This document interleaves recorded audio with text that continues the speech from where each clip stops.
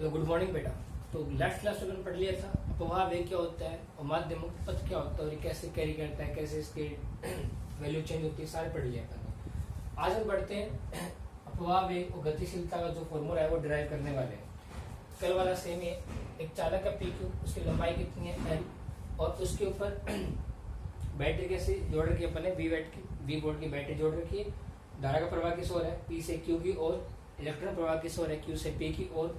विद्युत क्षेत्र किस ओर है, पी से क्यू की ओर। क्लियर हुई बात बेटा? देखो यहाँ से प्रवाह वेग की जानते हो कि इलेक्ट्रॉनों द्वारा दो क्रमागत टक्करों के मध्य जो औसत वेग होता है उसे बन क्या बोलते हैं, प्रवाह वेग होते हैं। और दो क्रमागत टक्करों के दौरान चली गई जो औसत दूरी होती है उसी को बन क्या बोलते हैं, माध्य मुक्त पथ बोलते हैं। अपवाह वेग का एक परिभाषा और जनरेट करें आगे चल के, ठीक है। देखो एक चालक है पी क्यू, उसकी लंबाई कितनी है एल, विद्युत क्षेत्र कितना है उस पे ई, और बैटरी से जोड़ रखी है अपन ने वी। एक चालक जिसकी लंबाई एल, विद्युत क्षेत्र ई और विभवांतर वी हो, तो विभवांतर में और विद्युत क्षेत्र में संबंध क्या होता है आप जानते हैं ना, वी इक्वल टू क्या होता है, ई डॉट डी, यानी विद्युत क्षेत्र गुणा दूरी क्या होता है, विभवांतर के बराबर होता है। तो इसी प्रकार ये फॉर्मूला अपने यहाँ यूज करने वाले हैं। तो चालक की लंबाई कितनी, डी की जगह एल ले रखिए, तो वी का मान कितना है बेटा, वी का मान मेरे पास आएगा वी बराबर ई इंटू एल, ऐसे आएगा ना, ई इंटू एल आ गया। तो यहीं से अपन ई का मान देखो निकालो, तो ई का मान कितना है, यहाँ से ई का मान आएगा वी बटे एल, ये मान यहाँ से आ जाए। इक्वेशन नंबर कितनी बोल दी अपन, यहाँ से एक नंबर इक्वेशन उसका नाम दे दिया, ठीक है।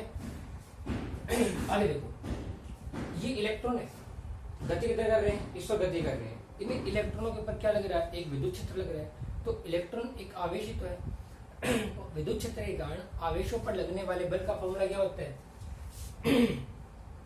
बल का फॉर्मूला जानते हैं, F इक्वल टू क्या होता है, Q इंटू ई।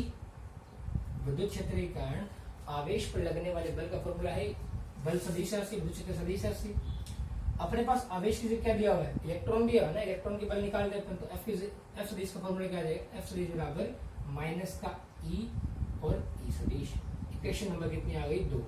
यहाँ पे माइनस साइन क्या रिप्रेजेंट कर रहा है, यहाँ पे माइनस साइन रिप्रेजेंट, ऋणात्मक चिन्ह यहाँ पे क्या प्रदर्शित कर रहा है बेटा, ऋणात्मक चिन्ह यहाँ ये प्रदर्शित कर रहा है कि लगने वाले बल की दिशा, लगने वाले बल की दिशा इलेक्ट्रॉन के प्रवाह की क्या है, विपरीत दिशा में। देखो इलेक्ट्रॉन का प्रवाह इस ओर है और विद्युत क्षेत्र इस ओर है।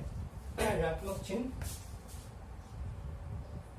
चिन्ह यह प्रदर्शित करता है, यह प्रदर्शित करता है कि लगने वाले बल की दिशा विद्युत क्षेत्र के विपरीत दिशा में है, विद्युत क्षेत्र के विपरीत दिशा में है। क्लियर बेटा बात, ठीक है। और आप दूसरी चीज भी जानते हो, कोई भी इलेक्ट्रॉन है, इलेक्ट्रॉन का द्रव्यमान होता है कुछ ना कुछ, हर पदार्थ का कोई ना कोई द्रव्यमान होता है। तो उसका द्रव्यमान यदि m हो और इलेक्ट्रॉन की गति कर रहे हैं, तो बार बार टक्कर हो रही है, तो बार बार उसका वेग परिवर्तन हो रहा है, तो त्वरण होगा, वेग परिवर्तन क्या कहलाती है, त्वरण कहलाती है आपकी। तो इलेक्ट्रॉन का द्रव्यमान m, त्वरण a है, तो लगने वाले बल का फॉर्मूला क्या होता है, F इक्वल टू क्या होता है, ma।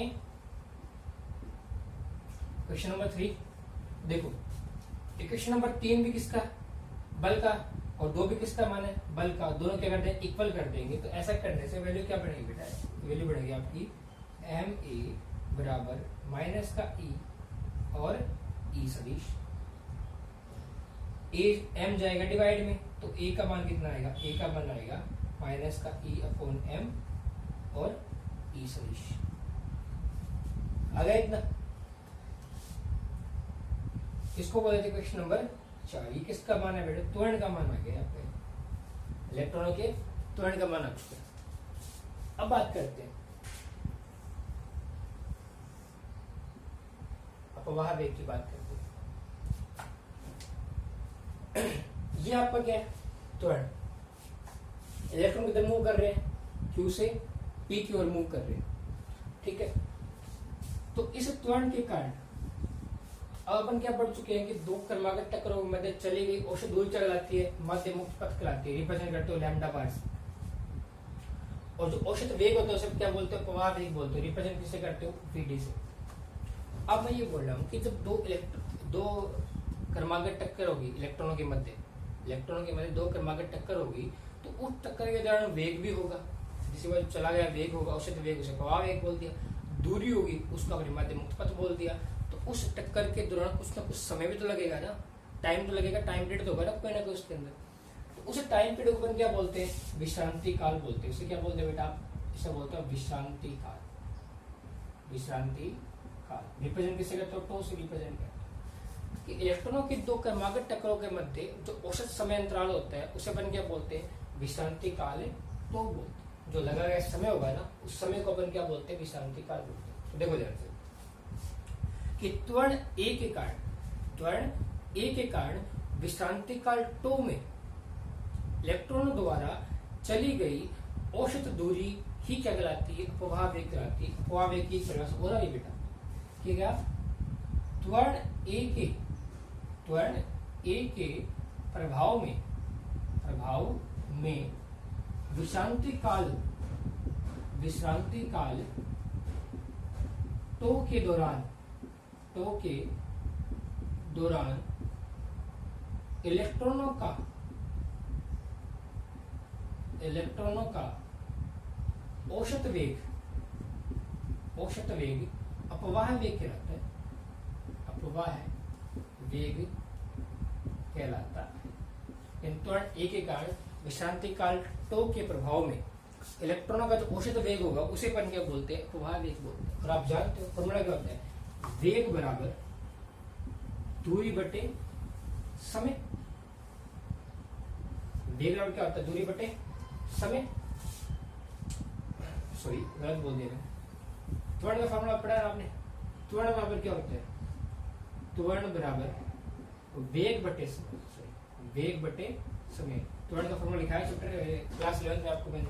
ए बराबर वी अपॉन टी, वेग बटे समय क्या कहलाता है, त्वरण यानी वेग परिवर्तन दर क्या कहलाती है, त्वरण कहलाती है। त्वरण को आपने लिखा ए से, अपवाह वेग कौन सा आपका वीडी, और समय कौन सा विश्रांति काल, तो किसे लिखोगे, टो से। तो इसे टो वीडी का मान कितना है, ऐसे वीडी का मान बेटा आ गया ए इंटू में टो। ठीक है, यानी त्वरण गुणा विश्रांति काल क्या बन गया, अपवाह वेग बन गया। तो यहाँ से वीडी का मान कितना है बेटा, वीडी का तो वीडी आ गया, ए त्वरण का मान तो ये रहा। समीकरण 4 से मान अपने समीकरण 5 में रख देंगे।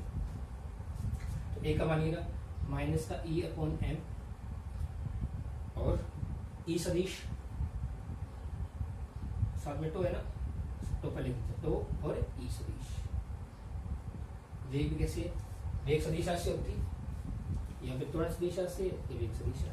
तो मान रख दिया अपन, यानी माइनस का ई अपॉन एम टो ई सदिश। ई क्या है, इलेक्ट्रॉन पर आवेश, एम इलेक्ट्रॉन द्रव्यमान, टो क्या विश्रांति काल, और ई क्या है विद्युत क्षेत्र की तीव्रता। इसका मतलब अपवाह वेग किस किस पे डिपेंड करता है, क्वेश्चन नंबर 6 बोल दो। अपवाह वेग डिपेंड करता है, एक तो विद्युत क्षेत्र ई पर डिपेंड करता है, अपवाह वेग डिपेंड करता है विद्युत क्षेत्र ई पर। उसके अलावा विश्रांति काल टो पर डिपेंड करता है, यानी अपवाह वेग जो होगा विश्रांति काल टो और विद्युत क्षेत्र ई पर डिपेंड करता है। तो विश्रांति काल किस पर डिपेंड करता है, विश्रांति काल डिपेंड करता है पदार्थ की प्रकृति पर डिपेंड करता है। यानी अलग अलग पदार्थों के विश्रांति काल का मान क्या आएगा, अलग अलग आएगा। यही कारण होता है कि अलग अलग पदार्थों का प्रतिरोध क्या होता है, अलग अलग होता है। जानते हो आप, तांबे का प्रतिरोध अलग है, चांदी का अलग है, सोने का अलग है, लोहे का अलग है। इस प्रकार क्या है, विश्रांति काल का मान भी क्या होगा, अलग अलग होगा। ठीक है, लेकिन एक प्रकार के, यानी यदि आप तांबे के भिन्न में तार लोगे तो उन सबका विश्रांति काल क्या होगा, समान होगा। चांदी के भिन्न में तार चालक पदार्थ लोगे, उनका विश्रांति काल क्या होगा, सेम होगा। तो एक बार के लिए इन सबको अपन क्या मान लेंगे, कांस्टेंट मान लेंगे। तो अपन बोल सकते हैं कि वीडी समानुपाती है आपका ई सदिश, यानी अपवाह वेग जो है वो आपके विद्युत क्षेत्र के क्या गया, समानुपाती। जैसे बेटा ये भी बोल सकते हो क्या कि V1 अपॉन V2 बराबर होगा आपका E1 अपॉन में E2। याद रखना, एक न्यूमेरिकल के फॉर्मूला जनरेट कर दिया आपको मैंने, यानी इसके क्या हो गए, समानुपाती। और जैसे ही बेटा इस मान पर चिन्ह हटाओगे क्या निकलेगा, एक कांस्टेंट निकलेगा। उस कांस्टेंट का मान क्या होगा, Vd बराबर म्यू ई सदिश। इस म्यू को अपन क्या बोलते हैं, गतिशीलता बोलते हैं। क्या बोलते हैं, गतिशीलता। देखो प्रवाह वेग है, ये प्रवाह वेग आ गया आपका, ये फॉर्मूला है अपवाह वेग का। और ये म्यू क्या आ गया आपका बेटा, गतिशीलता। इसी को अपन क्या बोलते हैं, गतिशीलता बोलते हैं। म्यू का मान क्या आएगा, म्यू का मान यहाँ से आएगा बेटा वीडी डिवाइड बाय ई सदिश। ये क्या आ गया, अपवाह वेग, सॉरी गतिशीलता आ गया। तो गतिशीलता मान क्या बताऊंगी कि अपवाह वेग वीडी और विद्युत क्षेत्र ई सदिश, इन दोनों का जो अनुपात है उसी को अपन क्या बोलते हैं, आपकी गतिशीलता बोलते हैं। ये कैसे राशि बेटा, ये गतिशीलता कैसे राशि, इसके आप मात्रा निकाल सकते हो चौथे से। अपवाह वेग वीडी और विद्युत क्षेत्र ई सदिश दोनों का अनुपात ही अगला लगता है आपका गतिशीलता कहलाता है। ओके, यहाँ से फॉर्मूला बन सकता है बेटा दोनों का, देखिए जाए तो यहाँ से क्या बनेगा, v1 अपॉन v2 बराबर μ1 अपॉन में म्यू। एक फॉर्मूला ये बन गया। तो दोनों का निकाल दे बेटा फॉर्मूला, अपवाह वेग का फॉर्मूला डिराइव हो गया और साथ में गतिशीलता का फॉर्मूला भी आपने डिराइव कर दिया। ठीक है, इसको ढंग से